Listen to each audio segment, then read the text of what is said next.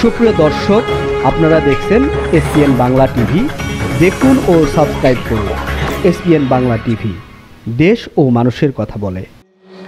ঐতিহাসিক মাঠে যে কথাগুলি বলেছেন, সেই দায়িত্বটি পালন করার জন্য আজকে বাংলাদেশ আওয়ামী লীগ সহ মুক্তিযুদ্ধের যে 27টি রাজনৈতিক দল নির্বাচনে অংশ নিয়েছে, তারা প্রত্যেকেই নিজ নিজ এলাকায় ভোটারদেরকে উদ্বুদ্ধ করে নির্বাচনমুখী করার কাজে নিয়োজিত। এবং সেই মুহূর্তে একজন সাহসী সাংবাদিক, চলচ্চিত্র ব্যক্তিত্ব, চলচ্চিত্র সাংবাদিক অঙ্গনের একজন তরুণ আওয়ামী লীগ নেতা রেদওয়ান খন্দকার এই আয়োজনটি করেছেন। সেজন্য তাকে ধন্যবাদ জানাচ্ছি যে তিনি বাংলাদেশ স্থান পেত না, জেতার জন্য না হলে রেসকোর্স ময়দানে ধ্বনিত হতো না। এবারের সংগ্রাম আমাদের মুক্তির সংগ্রাম, এবারের সংগ্রাম স্বাধীনতার সংগ্রাম।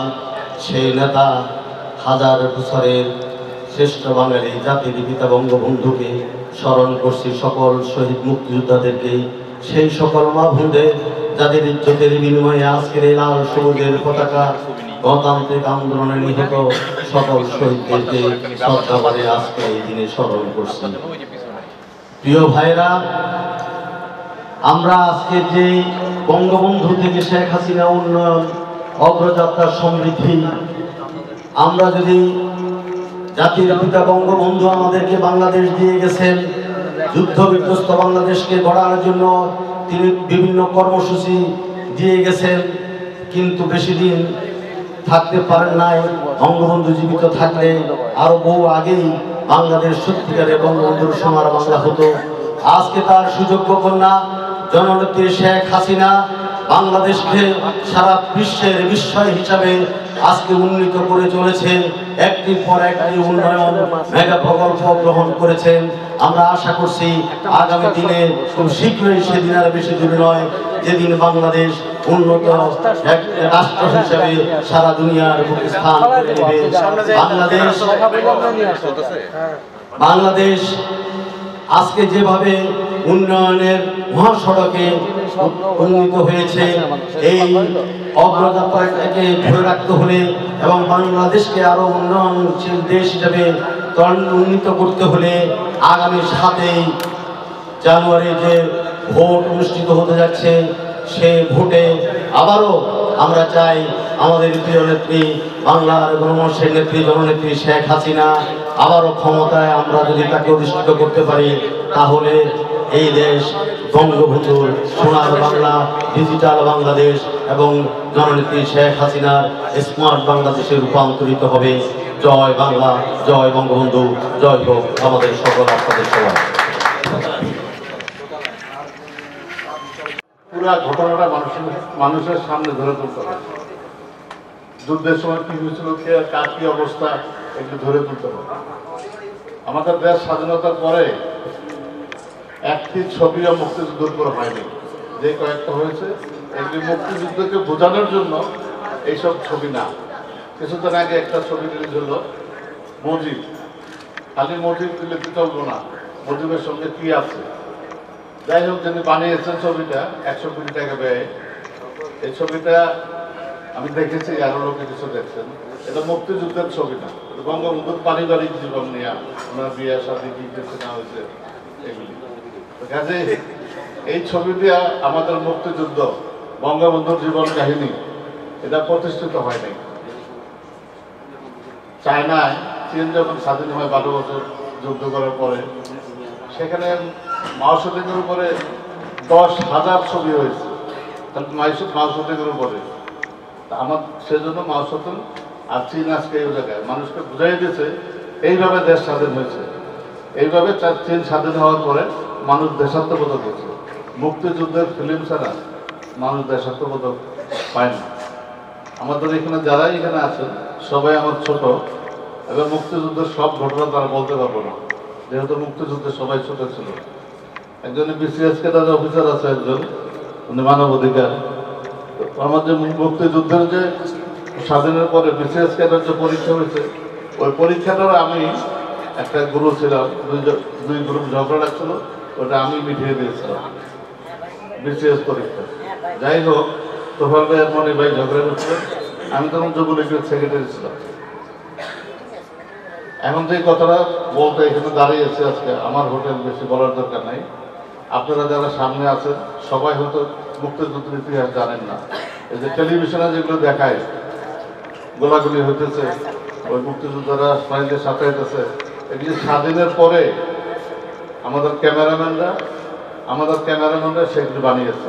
মুক্তিযোদ্ধাকে ধরে স্বাধীনের পরে, যুদ্ধের পরে এগুলি বানিয়েছেন। এগুলি বিশ্বাস করবেন না, কোনো মুক্তিযুদ্ধের সময় ক্যামেরা নিয়ে কাছে যাওয়া যায় না। মুক্তিযুদ্ধের সময় ক্যামেরা নিয়ে সামনে যাওয়া যায় না। আমাদের স্বাধীনতা যুদ্ধে কোনো ক্যামেরাম্যান জড়িত ছিল না, কোনো যোগ ছিল না। এখন যারা সামনে ক্যামেরাম্যান আছেন, ওই সময় ভিডিও ক্যামেরা ছিল না। এই ফিল্মকে জহির সাহেব একটা ছবি বানিয়েছিলেন ইন্ডিয়াতে বিশ্বকে দেখার জন্য, স্টপ জেনোসাইড। ওদের সঙ্গে আমি জড়িত ছিলাম। যাই হোক, এখন বাংলাদেশের 20 কোটি লোকের ঘটনা জানাইতে হলে কয়েকটা ছবি লাগবে। এবং একটা আমি প্রাইম মিনিস্টারকে বলছি যে সরাদি উদ্যানের যেখানে শিশু পার্ক ছিল, সেখানে 4টা সিনেমা হল বানানোর জন্য। সব সিনেমা হল বন্ধ হয়ে গেছে এখন। আর এই যে কয়েকটা আছে ওগুলো অনেক উপরে, আর টিকিটের দাম বেশি। আমি প্রাইম মিনিস্টারকে বলছি যে এখানে 4টা সিনেমা হল বানান, আমি একটার পর একটা ছবি বানিয়ে দিই আমার টাকায়, নিজের টাকায়। এগুলো দেখার পরে মানুষের স্বার্থ বোঝাতে হবে। তো কাজেই আপনারা যারা এই ইলেকশন থাকবেন সবাই ইলেকশন করেন। আমার ছবি এখন ফিল্ম হচ্ছে। একটা কথা বলে রাখি, এই যে বঙ্গবন্ধুর ভাষণ, এই ভাষণ 3টা ক্যামেরায় আমি করছিলাম।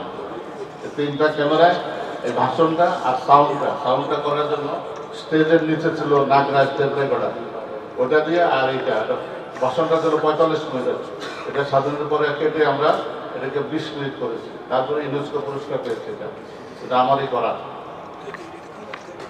আরে সেই আমি তো সময় না করতে পারি,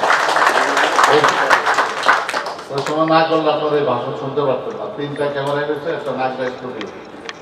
যেহেতু আমি ফিল্মের লোক, আর ফিল্ম থেকে মুক্তিযুদ্ধে আমি একাই ছিলাম। ফিল্ম থেকে মুক্তিযুদ্ধে অস্ত্র হাতে আমি একা, আর কোনো লোক ছিল না। ছিল জয়দেব সব ছিল, নারায়ণ দস্মিতা ছিল, আরো ওরা যারা ছিল রেডিওতে, রেডিওতে। তো এখন আমার ছবি হচ্ছে বঙ্গবন্ধুর ডাকে স্বাধীন বাংলাদেশ। বঙ্গবন্ধুর ডাকে স্বাধীন বাংলাদেশ। এই ছবিটা হওয়ার পরে বঙ্গবন্ধু পুরোপুরি প্রতিষ্ঠিত হবে। নাহলে এখনকার নতুন প্রজন্মের ছেলেমেয়েরা বঙ্গবন্ধু সম্বন্ধে যেসব কথা বলে, বঙ্গবন্ধু, শেখ হাসিনা, তোর বাপের কথা, মেয়েরা কি কয়ে গেল।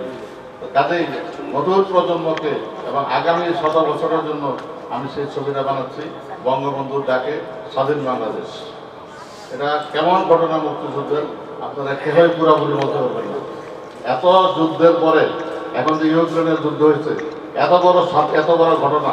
ইউক্রেনের যে যুদ্ধ হচ্ছে, সেই যুদ্ধে যত ঘটনা ঘটতেছে, কত ঘটনায় আমাদের দেশে ঘটছে। যুদ্ধের ঘটনা, এত বড় ঘটনা ঘটছে, দেখেন আজকে কেউই কিচ্ছু জানে না। টেলিভিশনে এগুলো মিথ্যে কথা দেখায়, ছেলেমেয়েরা সাপের কাছে বানিয়ে দিয়ে দৌড়ের কাছে, গাছের কাছে। ওই সময় যুদ্ধের সময় ক্যামেরা নেওয়া যায় গাছে দিয়ে দিয়া, যুদ্ধের কাছে ক্যামেরা নেওয়া যায় না। এখন ভিডিও ক্যামেরা হয়ে গেছে, নানান জিনিস। ওই যুদ্ধ আসমান থেকে দেখায় যুদ্ধ হইতেছে, এই সময় ছিল না আগে। আর এই যুদ্ধ না দেখাইলে পুরাপুরি দেশ হচ্ছে কেমনে, না দেখাইলে মানুষ দেশাত্মবোধক হবে না, বঙ্গবন্ধুরা চিনবে না। প্রাইম মিনিস্টার আজকে আছে, আরো 10 বছর 20 বছর থাকবে, তারপরে কি হবে? এই নতুন প্রজন্ম ছেলে আজকে যেগুলি ঘুরে গেছে, এগুলো ঘুরে দিতে হবে যে এইভাবে দেশ স্বাধীন হয়েছে। যাই হোক, আমার ছবি বঙ্গবন্ধুর ডাকে স্বাধীন বাংলাদেশ, এটা আসতেছে। এটা 200 কোটি টাকা ব্যয় নির্মিত হয়ে গেছে, 10 বছর লাগবে এটা বানাইতে। বই পুস্তকের মধ্যে কোথাও নাই কেমন দেশ স্বাধীন হয়েছে। এই টুকিটা কি কথা কয়, এগুলো দিয়ে না, একটা ফুল ফিল্ম লাগবে যেটা সারাদিন চলবে, সারা বছর। সিরাজদৌল্লাহ নাটক ছাড়া, সিরাজদৌল্লাহ চলচ্চিত্র ছাড়া সিরাজদৌল্লা প্রতিষ্ঠিত হয়ে গেল। সিরাজদৌল্লা নাটক লেখছিল যিনি, তার নাম ছিল সচিন সেন ইন্ডিয়া। এরপরে যখন ফিল্ম হয়েছে কয়েকটা, সেজন্য সিরাজদৌল্লা এখন পড়তে হয় না, বই দেখলেই স্কুলের প্রশ্ন লেখা যায়। যাই হোক, বঙ্গবন্ধুর ডাকে স্বাধীন বাংলা আপনাদের আমার চেয়ে অনেক বেশি জানেন। বীর মুক্তিযোদ্ধা জনাব আসানুল্লাহ মুনি ভাই, যিনি, যার কাছ থেকে আরেকটি কথা জানলাম আজকে অনেকদিন পরে, যে চলচ্চিত্রটি নির্মাণ করেছিলেন বা চিত্র ধারণ করেছিলেন বঙ্গবন্ধুর সেই বিখ্যাত ভাষণ তিনিই করেছিলেন। এটি কিন্তু বিশাল গর্বের একটা বিষয়, কারণ আসলেই কথা ঠিক, 3টা ক্যামেরা দিয়ে তিনি যদি সেটা না করতেন, যেটা আজকে আমি জানলাম, আমি অবশ্যই অত্যন্ত আনন্দ বোধ করছি যে তার সেই বিশাল অবদানের কারণেই বাংলাদেশে মানুষ সেই ভাষণটি দেখতে পেয়েছে, এখনো দেখে, প্রতিনিয়ত দেখে, এবং সারা বিশ্বব্যাপী মানুষ দেখে, এবং সেই বজ্রকণ্ঠে মানুষ উৎসাহিত হয়, এবং সেই অনুপ্রেরণার কোনো শেষ নেই। সেটি কিন্তু বলতে গেলে বঙ্গবন্ধুর বিশাল একটি অনুপ্রেরণাদায়ী একটি ভাষণ, এবং সেই ভাষণটি রেকর্ড করেছিলেন তিনি, এবং যেটি পরবর্তীতে জাতিসংঘের পুরস্কার পেয়েছে এবং স্বীকৃতি পেয়েছে। এটি আমাদের জন্য অনেক অনেক আনন্দের বিষয়। আমাকে মাননীয় প্রধানমন্ত্রী দায়িত্ব দিয়েছেন নিরপেক্ষ অবস্থানে থেকে বাংলাদেশে মানবাধিকার প্রতিষ্ঠার বিষয়ে কাজ করে যাওয়ার জন্য, এবং সেজন্য রাষ্ট্রীয়ভাবে মহামান্য রাষ্ট্রপতির মাধ্যমে আমি নিয়োজিত হয়েছি। কোনো এক সময় আমি সরকারি চাকরি করেছি 32 বছর, এবং অত্যন্ত আন্তরিকতার সাথে আমি আমার দায়িত্ব পালন করার চেষ্টা করেছি। আমি বিভিন্ন মন্ত্রণালয়ের সচিব